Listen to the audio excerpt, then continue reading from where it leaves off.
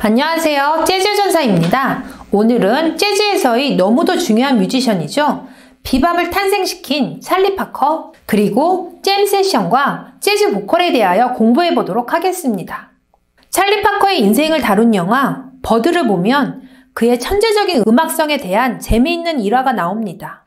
1930년 후반 비밥이 꿈틀거리며 태동을 하려던 시기 캔자스시티의 한 클럽에 카운트 베이시 악단의 메인 연주가 있던 날이었습니다. 그날은 시카고만큼 블루스와 스윙 재즈 연주자들이 많았던 캔자스시티의 재즈 연주자가 되기를 희망하는 젊은 연주자들이 그 당시 최고의 인기를 누렸던 카운트 베이시 악단과 함께 잼 연주를 하기 위해 클럽 밖까지 줄을 서서 대기하고 있었는데 그 중에는 아직 성인이 안 된 재즈 연주자의 꿈을 키우던 찰리 파커도 있었던 것입니다. 곧 찰리 파커의 순번이 다가오고 그는 열심히 준비한 곡을 연주하기 시작했는데 연주가 끝나기도 전에 카운트 베이시 악단의 멤버들의 표정이 굳어지기 시작했고 급기야는 드러머였던 스윙 시대의 명연주자인 조 존스는 연주를 하다 멈추어 드럼의 심벌 한 장을 풀어 찰리 파커를 겨냥해 던졌던 것입니다. 그리고 클럽 안은 잠시의 침묵이 흘렀고 그렇게 찰리 파커는 스윙 시대의 기라성 같은 대선배들에게 한 곡의 연주가 끝나기도 전에 무대 위에서 쫓겨나게 됩니다. 그 당시 드러머 조 존스는 기존 스윙 시대의 연주 스타일과는 너무도 다르게 전혀 멜로디적이지 않았던 난해하고 새로운 화성 중심의 파격적인 찰리 파커의 연주가 몹시 듣기 힘들었으며 신성한 재즈를 모독한다고 생각했던 것이었습니다. 그리고 시간이 지나 40년대 중반으로 다시 돌아와 그 당시 뉴욕의 모든 재즈 클럽에서 최고의 주가를 누리고 있던 찰리 파커의 공연이 있던 어느 날 심벌을 풀어 던졌던 조 존스는 바에 앉아 클럽을 꽉 채운 사람들의 엄청난 환호를 받으며 비밥 연주에 심취해 있는 찰리 파커를 보면서 쓰디쓴 웃음을 짓습니다. 영화 속에서는 조 존슨의 별다른 대사는 없었지만 아마도 속으로 그땐 들어주기조차 힘들던 저 어린 친구의 그 새롭던 연주가 결국 옳았던 거였군. 내 귀가 시대의 흐름을 너무 뒤늦게 쫓아갔던 거였구나 라는 생각을 하지 않았을까요?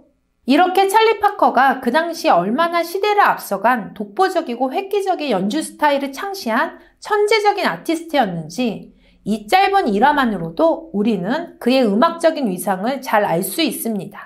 아래는 비밥 시대 또 한 명의 명 드러머였던 케니 클라크가 찰리 파커와의 첫 연주에서 느낀 바를 서술한 글입니다. 그는 우리가 전혀 들어본 적이 없는 것들을 연주하고 있었습니다.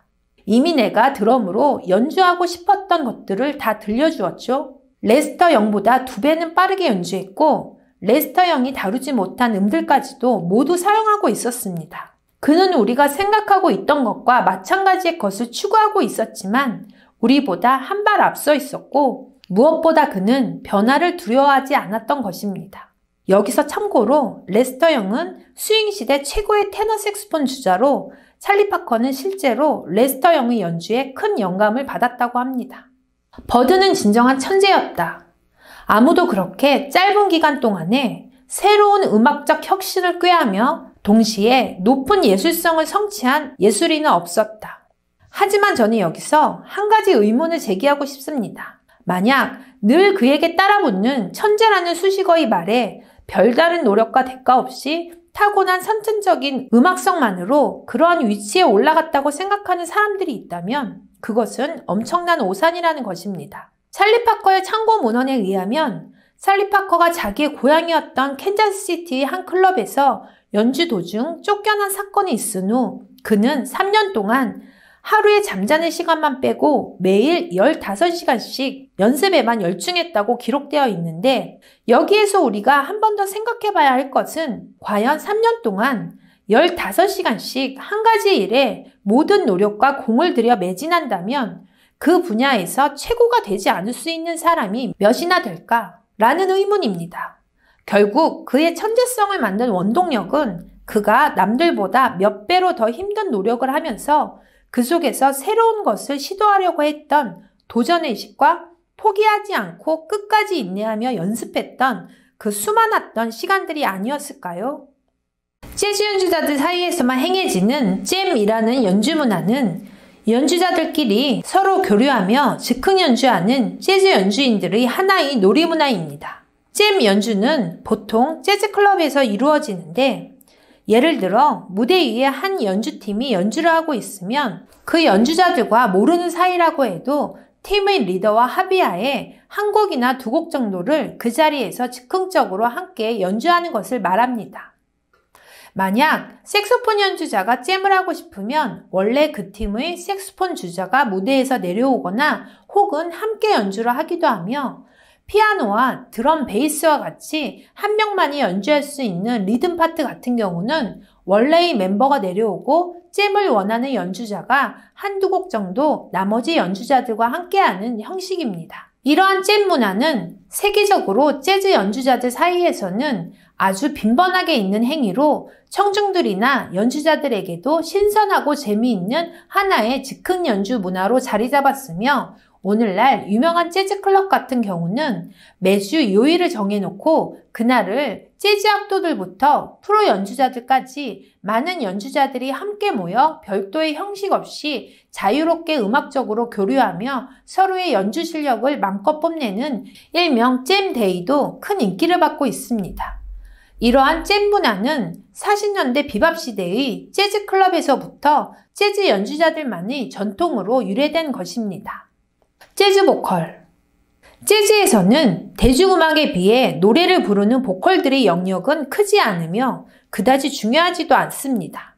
대중음악은 대부분 보컬이 있고 그 보컬을 중심으로 뒤에 반주를 해주는 백밴드의 구성을 하는 형태로서 일반적인 대중음악을 소비하는 청중들은 무대 뒤쪽에서 반주를 하는 연주자들보다 무대의 주인공이 되는 보컬에 관심이 집중되고 보컬을 중심으로 팬층이 형성되며 큰 인기와 사랑을 받는 것이 일반적인 현상입니다. 이는 대중음악에서는 연주곡의 형태가 아닌 가사가 있는 노랫말로 대중들의 감성을 이끌 수 있는 보컬의 역할이 매우 중요하기 때문이며, 오늘날 클래식과 재즈, 전위 음악 등과 같은 비대중적인 음악을 제외한 대부분의 대중음악들은 이렇게 노래를 담당하는 보컬 중심의 음악으로 만들어지고 있습니다. 이러한 보컬들이 대중음악계에 끼치는 영향과 파급 효과는 단순한 음악 이상의 것으로 패션을 비롯한 젊은이들의 문화를 선동하기도 하며 7, 80년대의 록이나 포크 음악의 보컬들은 불공평한 사회의 모순들과 부조리한 현 정치의 쇠퇴를 반영하는 가사말들로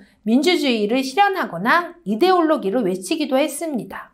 이렇게 보컬들의 비중이 큰 대중음악에 비해 순수 예술의 가치를 높게 사는 비대중음악에서는 노래가 없는 관현악기들로 구성된 연주 형태가 일반적이기 때문에 재즈 또한 보컬이 없는 리듬 파트, 드럼, 베이스, 피아노와 관악기, 색소폰이나 트럼펫 또는 기타로 구성된 4, 5인조로 연주하는 편성이 일반적인 연주 형태로 자리 잡게 되었고, 이때 관악기나 기타, 피아노 등의 악기들은 보컬이 담당하는 곡의 테마를 들려주는 역할을 하고 있기 때문에 대부분의 재즈와 퓨전 음악에서는 노래가 없는, 즉 보컬이 없는 기악 위주의 음악들이 주를 이루게 되는 것입니다. 결국 재즈를 비롯한 연주가 주가 되는 음악들은 일반적인 사람들에겐 대중음악에 비해 귀에 덜 친숙하게 들리고 시선과 흥미를 끌지 못하기 때문에 어려운 비대중적인 음악으로 인식될 수밖에 없는 것입니다. 그러므로 재즈 음악을 처음 접하고자 할 때는 처음부터 너무 어렵고 난해한 기악 위주의 연주곡들보다는 재즈 보컬들의 허스키하면서도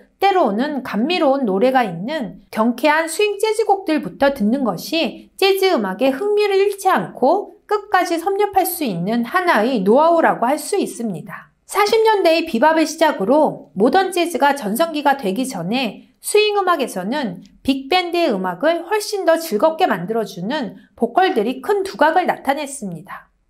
하지만 미디엄 템포의 발랄하며 경쾌한 분위기였던 스윙 음악에 비해 급속도로 빨라진 템포와 현란한 테크닉의 비밥 음악에선 보컬들이 설 무대가 많지 않았고 비밥 연주에 맞춰 노래를 하는 것은 재즈 보컬들에게는 쉽지가 않았습니다. 특히 즉흥 연주가 주를 이루었던 비밥에서는 보컬들 또한 즉흥 연주를 하는 스캣이 보컬들의 기량을 구분하는 척도가 되기도 했는데, 재즈에서는 이러한 보컬들의 능통한 실력으로 스캣을 하는 것을 보고 노래가 아닌 연주를 한다고 표현합니다. 이는 보컬들이 기악 연주자들 못지않게 즉흥 연주를 할 수 있는 실력을 칭찬할 때 쓰는 말로 재즈 보컬들에게는 최고의 찬사를 표현하는 의미입니다. 이러한 재즈 보컬계의 디바 3인방으로는 제일 먼저 1930년대에서 40년대에 가장 큰 활약을 했으며 대중들과 음악인들에게 큰 사랑을 받았지만 불행했던 유년 시절과 인종차별에 대한 괴로움으로 약물 중독에 평생을 시달리며 비운의 인생을 살다간 빌리 헐러데이가 있습니다. 그녀의 명곡 I'm a Fool to Want You에서 들려주는 두껍고 허스키한 목소리는 훗날 재즈하며 떠오르는 상징적인 여성 재즈 보컬의 목소리로 대변되고 있으며, 그녀의 깊은 인생의 한에서 오는 블루지한 감성의 노래들은 오늘날까지도 많은 재즈 연주자들에게 큰 영감과 재즈의 진한 감수성을 느끼게 해줍니다. 빌리 헐리데이는 1915년에 태어나서 1959년에 생을 마감할 때까지 정말 파란만장한 삶을 살다간 비운의 재즈 보컬이었는데요. 이미 미성년자의 부모 밑에서 태어난 빌리는 10대 때 감옥을 가게 되고 매춘부까지 하게 될 정도로 유년 시절이 아주 불행했습니다. 그 뒤로 재즈 보컬의 재능을 발견한 뒤 큰 인기와 성공을 거두기도 했지만 결국 유년 시절의 트라우마와 흑인 여자로서의 인종차별에 대한 고통으로 평생을 마약에서 벗어나지 못한 채 44살의 이른 나이에 죽음을 맞이하게 됩니다. 여기서 빌리 헐리데이의 마지막 죽음에 대한 일화는 여러 설이 있는데, 그중 가장 유명한 일화가 빌리가 쓰레기 더미 위에서 죽어가는 것을 한 청소부가 발견을 했고, 그때 빌리가 청소부에게 마지막으로 남긴 말이 "저기요, 제가 바로 빌리 헐리데이입니다" 라고 한 뒤 숨을 거뒀다는 일화입니다. 근데 이게 어디까지 사실인지는 모르겠지만 아무튼 빌리 헐리데이는 마약 때문에 병원에서 투병하다 숨진 것으로 기록되어 있습니다. 두 번째 재즈 보컬의 디바로는 우리나라의 접속이라는 영화 속 OST로 잘 알려져 있는 곡 A Lover Concerto를 부른 사라본으로 40년대 스윙 빅밴드 시절 가장 큰 영향력을 끼쳤습니다. 호방하고 시원한 목소리에서 나오는 큰 성량과 가장 큰 폭의 음역대를 소화했던 그녀의 가창력은 지금까지도 많은 재즈 매니아들의 사랑을 받고 있으며, 비밥 연주에서 들려주는 그녀의 화려한 테크닉에서 나오는 스캣은 엘라 피츠제럴드와 함께 재즈 스캣의 가장 존경받는 연주자로 평가받고 있습니다. 마지막으로 빌리 헐리데이와 사라본과 함께 3대 재즈 디바로 추앙받는 엘라 피츠제럴드입니다. 빌리 헐리데이와 사라본보다는 조금 늦게 활약을 했으나 재즈 보컬로서는 가장 큰 명예와 팬층을 확보하고 있는 재즈계에 절대 빼놓을 수 없는 보컬로, 그녀의 목소리 하나만으로 그 어느 악기 못지않는 즉흥 연주를 할 줄 알았던 스윙과 비밥 시대를 걸친 재즈계의 진정한 퍼스트 레이디였습니다. 빌리 헐리데이와 사라본에게는 느낄 수 없었던 밝고 달콤한 목소리에서 나오는 그녀의 발랄한 스윙감과 자유분방한 스캣은 타의 추종을 불허할 정도로 수준 높은 실력을 과시했으며, 사람의 목소리가 악기처럼 연주될 수 있다는 것을 가장 확실하게 보여주었던 보컬이었습니다. 이렇게 스캣이라는 재즈 보컬들의 즉흥 연주 영역을 과감하고도 정통하게 들려주었던 엘라 피츠제럴드는 스캣의 창시자였던 루이 암스트롱의 애제자이기도 했는데, 1956년에 발표된 엘라 앤 루이는 오스카 피터슨 트리오의 연주에 맞춰 루이 암스트롱과 엘라 피츠제럴드가 듀엣으로 노래한 음반으로 스윙의 진수를 들려주는 재즈 역사상 손꼽히는 명반에 속하며, 1977년 몬스트럭 재즈 페스티벌의 실황 앨범에서 토미 플라너겐 트리오와 함께 들려준 그녀의 노래와 스캣들은 60이 넘는 나이에도 불구하고 전혀 손색이 없는 최고의 보컬 기량을 보여준 재즈계의 불후의 명반으로 기록되고 있습니다. 이 밖의 재즈를 대표하는 보컬들로는 스윙 빅밴드와 함께 큰 사랑을 받았던 감미롭고 부드러운 목소리의 남성 보컬 토니 베넷과 넬 토메 등이 있으며, 유럽의 민요와 클래식한 사운드의 독특한 창법을 선보인 백인 여성 재즈 보컬 헬렌 메릴, 아프리카의 토속적인 사운드로 개성 강한 흑인 보컬의 소울을 들려주었던 애비 링컨, 제2의 엘라 피츠제럴드라 불리며 강한 스캣 창법을 구사하는 디디 브리지워터 등이 있으며 최근에는 가장 현대적인 재즈를 들려주며 국내에서도 두터운 팬층을 갖고 있는 다이애나 캐롤과 로라 존스 등이 있습니다. 여기까지 재즈의 역사편 그 7번째 시간이었는데요. 재즈의 전사의 오늘 이 강의가 유익하셨다면 좋아요와 구독을 꾹 눌러주세요.